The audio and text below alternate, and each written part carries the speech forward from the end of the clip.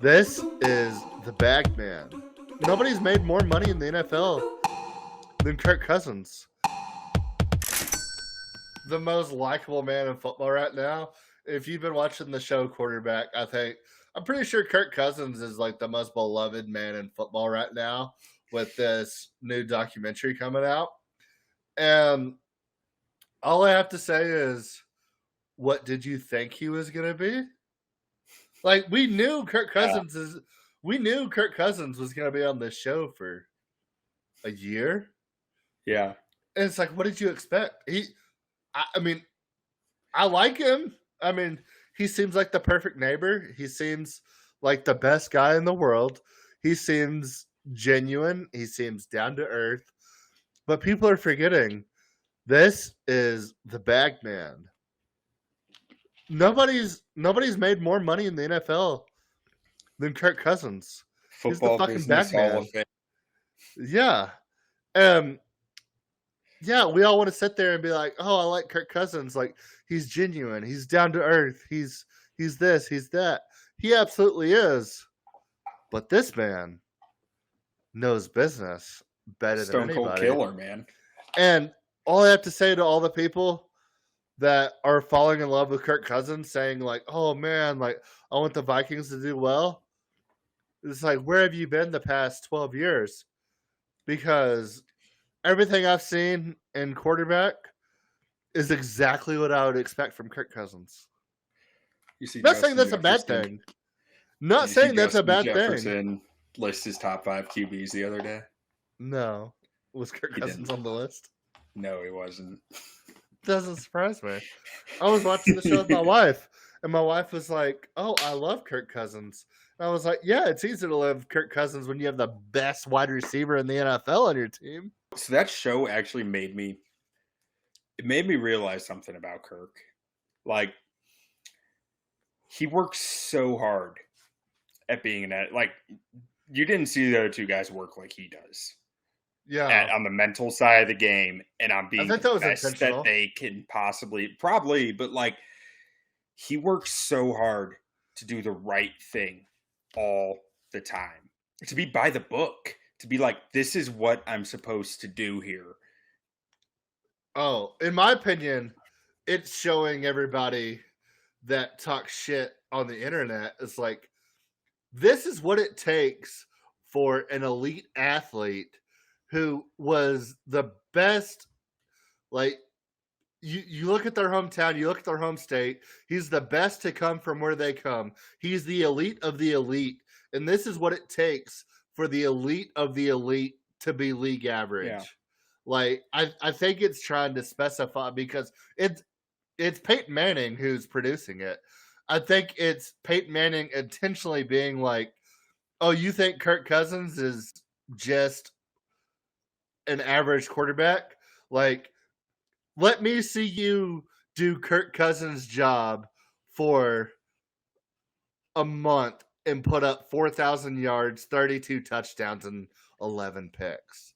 I think that was intentional by Peyton Manning to be like, this is one of the better quarterbacks in the league. This is a consensus top 8 to 15 quarterback in the league.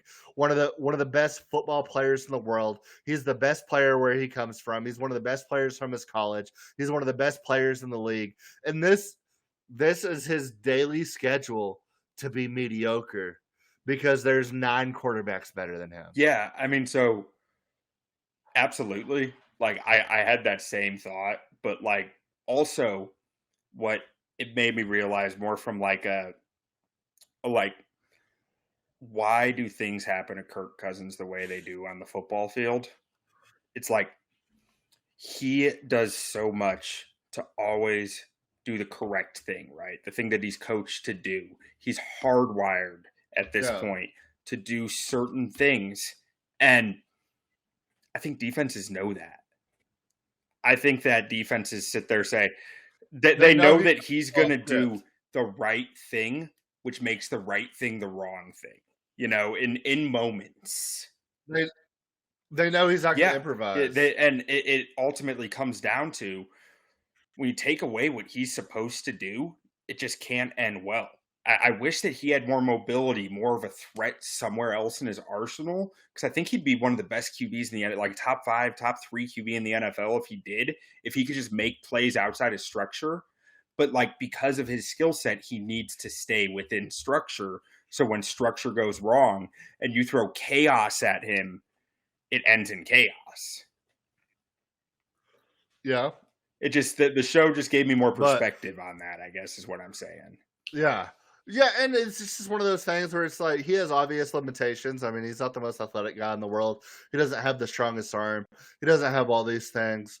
But you look at this team last year, and I thought they were a bunch of frauds, and they proved it the first week in the playoffs.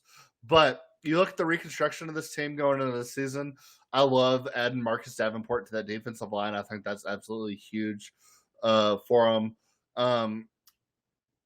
And then I think one of the most underrated picks in the entire draft. I've been yelling at the clouds ever since it happened.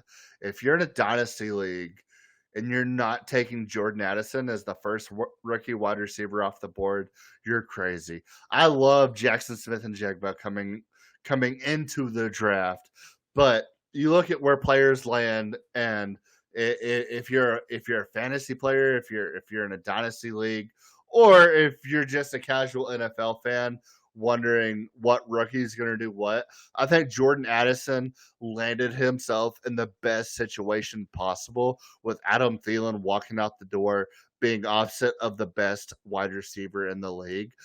I expect Jordan Addison to be in the running for Rookie of the Year, and I don't think anybody has any eyes on that whatsoever. I love Jordan Addison in this offense.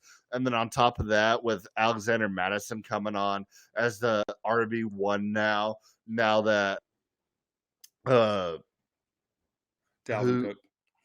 The running back, just Dalvin Cook just walked out the door. And then you got Chandler coming in. I mean, I love this offense. I think everything they did in the offseason made the team better. Yeah, they may have been frauds last year. They may have won a lot of games they weren't supposed to win. But I think the team got better, and I think this is a dangerous team. A dangerous team that has confidence, and that's one of the scariest teams in the NFL.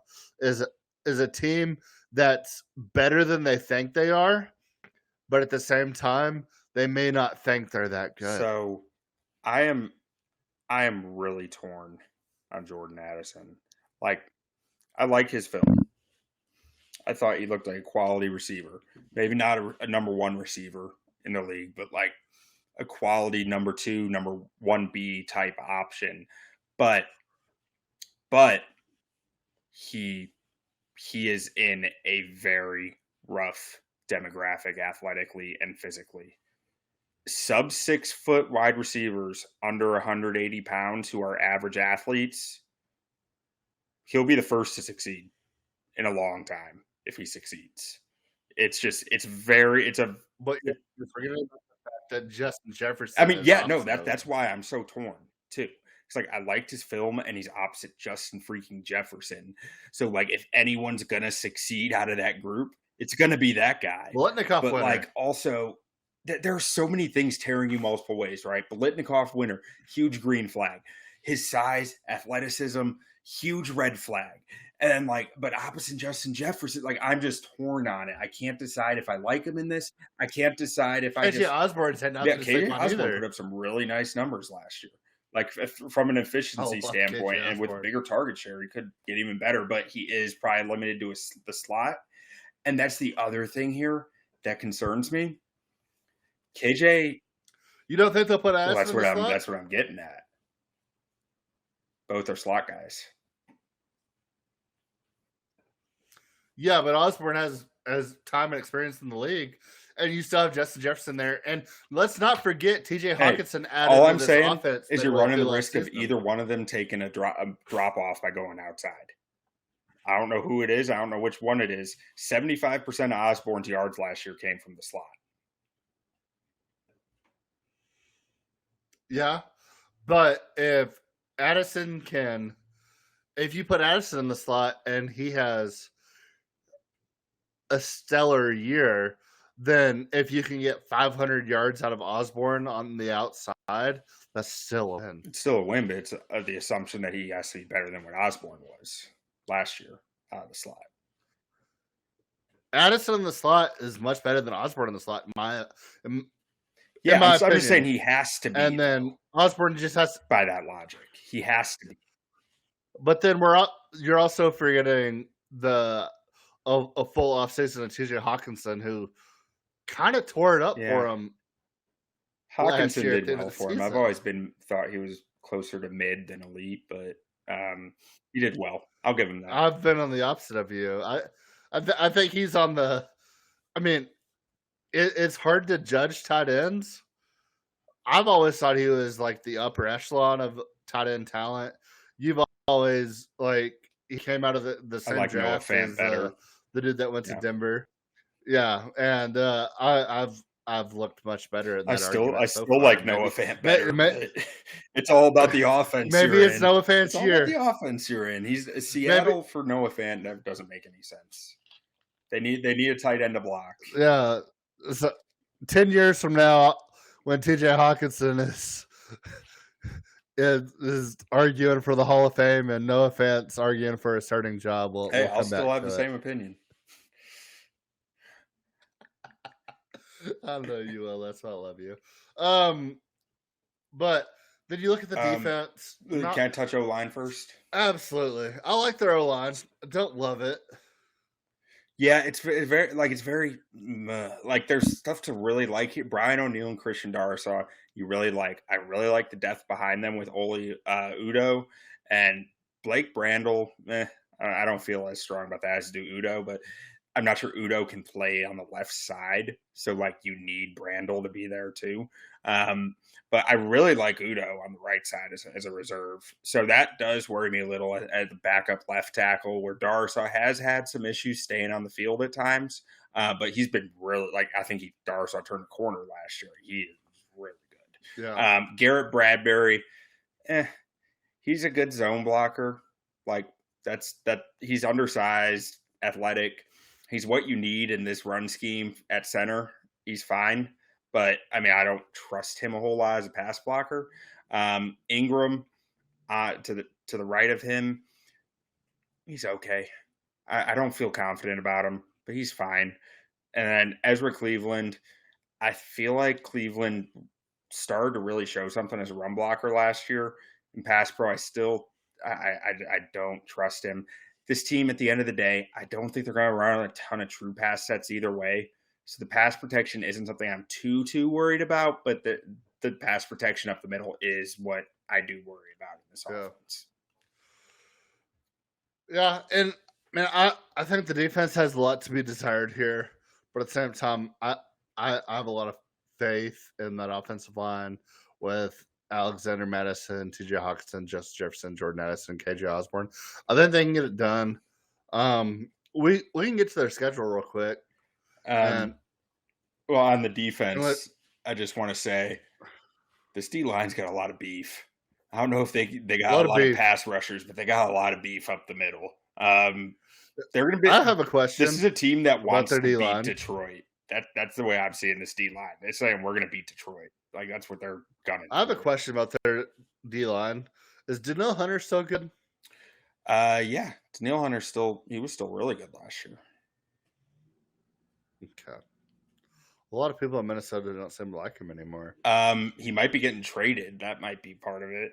I think that he wants new contracts. He is he's not paid very much, but I saw this last year. So going into last year, he had a lot of health issues. He missed a lot of 2 years before it, but last year he still played well. I admittedly don't watch a whole lot of Minnesota Vikings games, but I just remember going into last year, everybody was talking about Danielle Hunter he didn't need to be in Minnesota anymore, and I was like, man, I thought he was a beast. And then I'm just looking at your PFF stats right here, and I saw 95%. I was like, oh, is Danielle Hunter so good? So yeah, he had a good year last year. 2.1% sack percentage, got a pressure at 13%. League average was 10.8. crushed it on true pass sets. So when they knew it was a pass, it was like he was going to get pressure. And he played good run defense. So, I mean, he looked good. And there's risk in this edge room between Hunter's injury history and Davenport's injury history. Davenport only played 40% of the snaps last year. I mean, his availability has always been a big issue for him. It's never been the production. It's always been the availability, or at least the pressure production. The sack production has never matched it. But if you're getting pressure, I mean, that's good. And really, I mean, you look around this defense, this might be one of the best run defenses in the NFL. Like, almost every player on this defense is an above average run defender. I don't know if they're going to be able to stop the pass, but they can stop the run. Cornerback room is extremely thin. I'm very worried about it on this defense. Byron Murphy played 50% of the snaps last year, missed half the season with a neck injury, I believe it was, neck or back. And then a Caleb Evans and Andrew Booth Jr., all they got there. Andrew Booth Jr., former second-round pick. I mean, he's going to be the starter across from him, I imagine, across from Murphy. But it's thin. There's not a lot proven here. Byron Murphy is proven, but like once you throw a back injury into something, you start to get worried.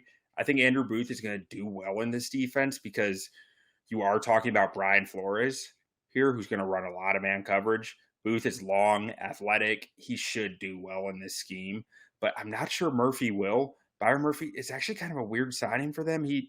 He's not been great in man coverage in his career, and that's largely what Flores wants his guys to do is man coverage or man concepts within zones. So I'm not sure how that's going to play out. Harrison Smith appeared to lose a step last year, I thought. A lot of his stats back that up. And outside of that, I mean, I don't trust their safety room a whole lot. Josh Metellus showed some nice stuff, but he only played 20% of the snaps last year. They got Lewis Cine coming back, Lewis Cine, however you say it. But coming back from a broken leg that needed surgery, but he wasn't even starting the first 4 games when he was healthy last year. So I have questions about his development there too. The pass defense is really where I have a lot of questions on this roster. Yeah. I mean, they were very fraudulent last year. I think they're a better team this year going into next year than they were last year. I'm not sure. Like, I think their defense really took a step back. I think, like I said, they're going to be able to play the run well, but there's not much here coverage-wise that you trust. Yeah. I can see that. But we'll go into their schedule here and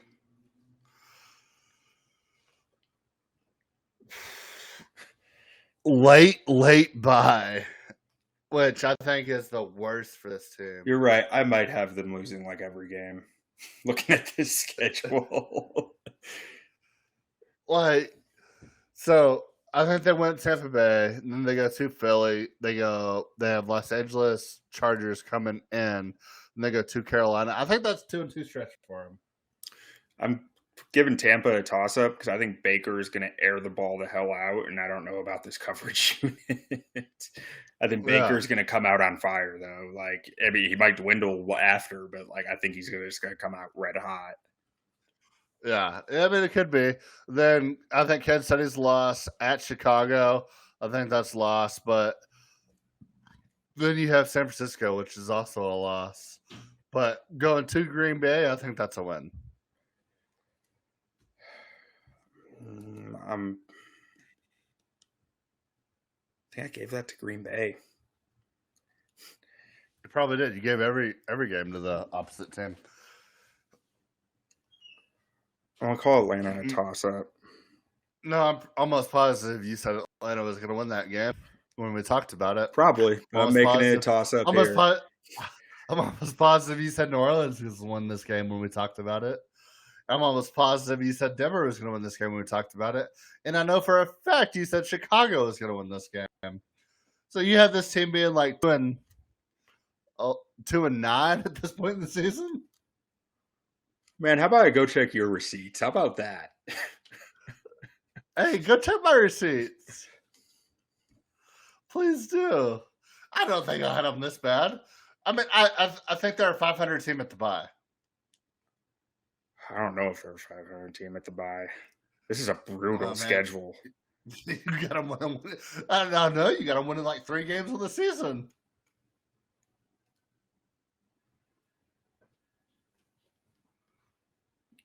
Doesn't get any easier after the bye either.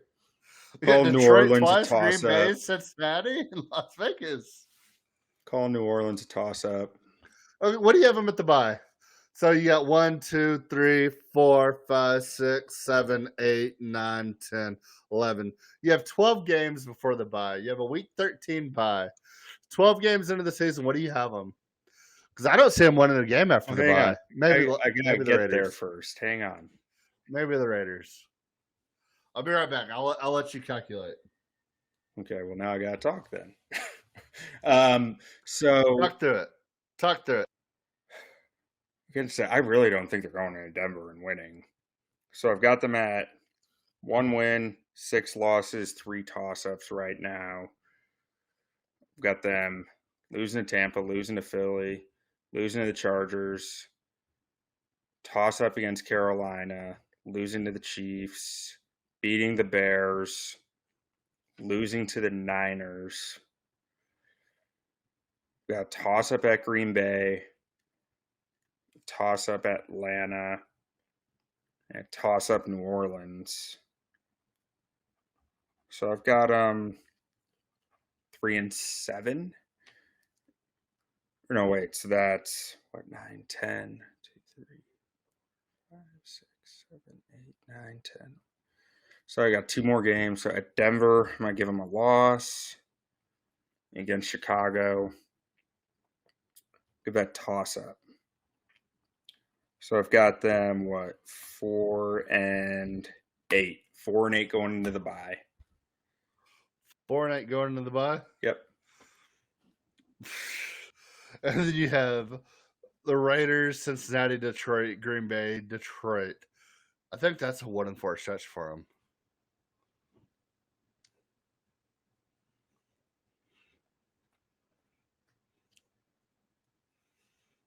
Let's see.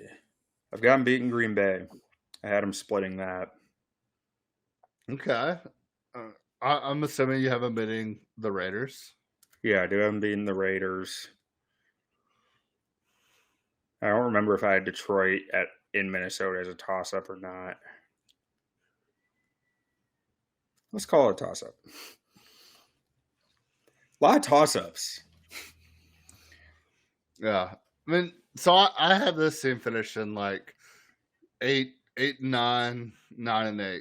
Yeah, I'm 6-11. So you give them 6 wins? I gave them 6 toss-ups and 3 wins. So that's 6-11. Yeah. Well, we ended up being about the same spot. I think this is underwritten all over it. I do like this team. I do like the potential. I think if everything goes right for this team and everything else goes wrong for everybody else, they could be a double-digit win team. But we'll just have to see it play out. So, yeah, that's a brutal schedule right there. Very brutal schedule. But if I'm taking anything on this team, I'm probably taking under 8.5 wins. I think that's just way too high. I don't think they win the division. I don't love playoffs at plus 120, so I'm taking the under here. Yeah, no, I'm under all the way. That's the bet I see.